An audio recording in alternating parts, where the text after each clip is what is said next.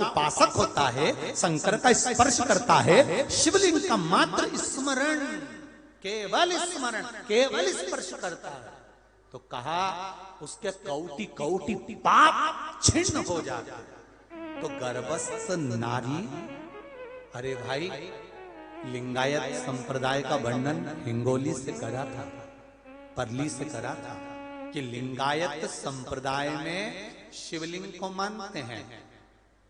बच्चा गर्भ से जन्म लेता है, मां जब तक बच्चे को दूध नहीं पिलाती जब तक उसका गुरु मंत्र नहीं हो जाता। उसको लिंगायत संप्रदाय के संत आकर जब तक गुरु मंत्र नहीं दे देते तब तक नारी उसको दूध तक नहीं पिलाती।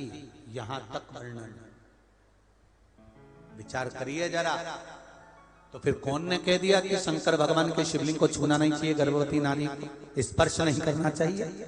और कौन सी पुराण में लिखा है, कौन से शास्त्र में लिखा है?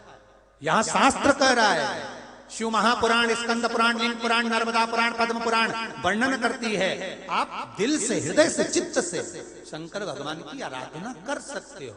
हाँ, नारी अगर गर्भस्थ बालक है और उसको चिंता है, बहुत टेंशन है और उसके साथ शिव की आराधना कर रही है, तो बाबा के ऊपर एक बेलपत्र भी अगर वो चढ़ा रही है चावल के दाने के साथ, तो ये निश्चित है कि स्वधा उसके गर्भ की रक्षा करती है और बच्चा समाप्त नहीं हो सकता, ये निश्चित है।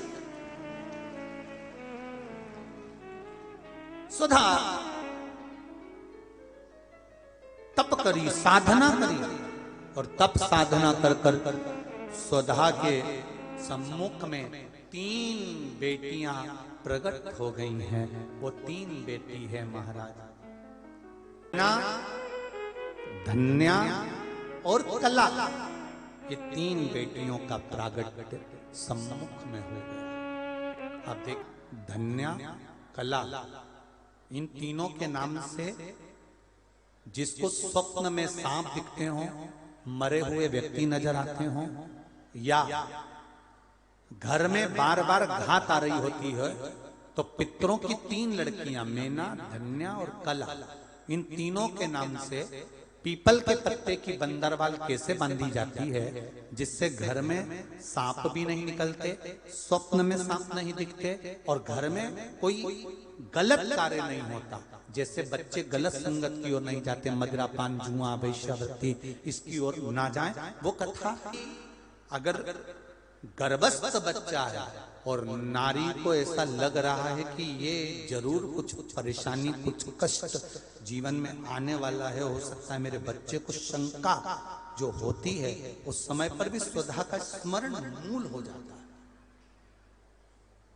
स्वधा का स्मरण